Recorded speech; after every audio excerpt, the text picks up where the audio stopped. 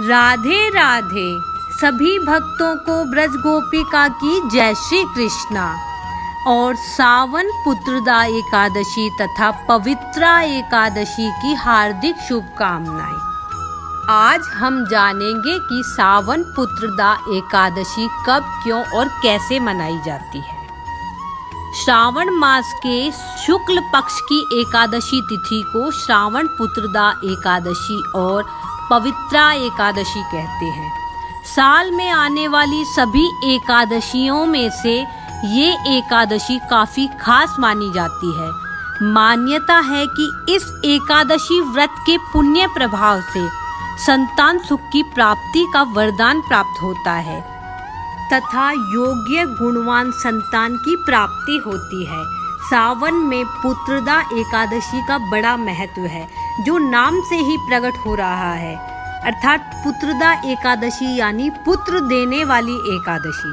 पौराणिक मान्यता है कि सच्चे मन से पुत्रदा एकादशी का व्रत करने और विधि विधान से श्री विष्णु जी और बाल कृष्ण कन्हैया की पूजा करने से योग्य तथा गुणवान संतान की प्राप्ति होती है।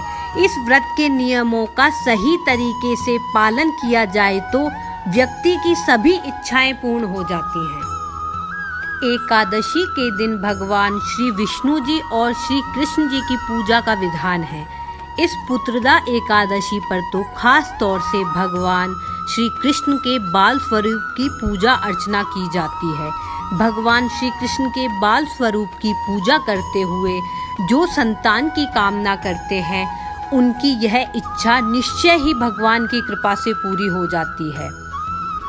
दशमी की रात को ही संकल्प ले लेना चाहिए कि मैं कल एकादशी को निराहार रहूंगा और भगवान की एकादशी का व्रत करूंगा, और ब्रह्म मुहूर्त में एकादशी पर उठकर स्नान आदि से निवृत्त हो भगवान श्री बालकृष्ण की पूजा अर्चना करें तथा उन्हें पंचामृत से स्नान कराकर नए वस्त्र धारण कराएं और फलों और नैवेद्य का भोग लगाएं, फूल अर्पण करें तथा पुत्रदा एकादशी की कथा भी जरूर सुनें और तुलसी की भी पूजा करें और भगवान के भोग में तुलसी जी जरूर चढ़ाएं।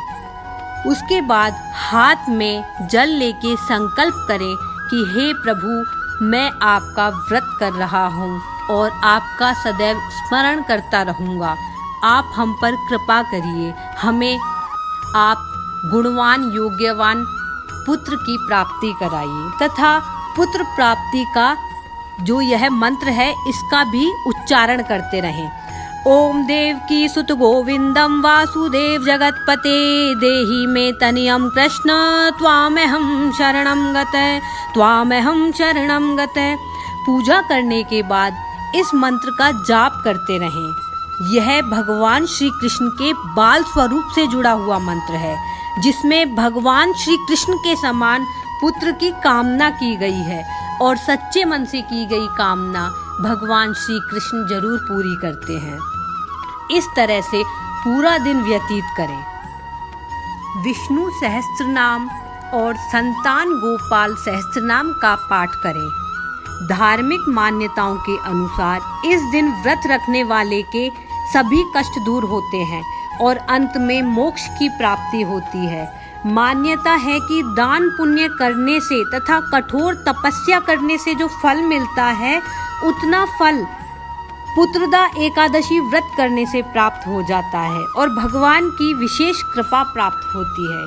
बोलिए बाल कृष्ण भगवान की जय, एकादशी माता की जय, पुत्रदा एकादशी की जय।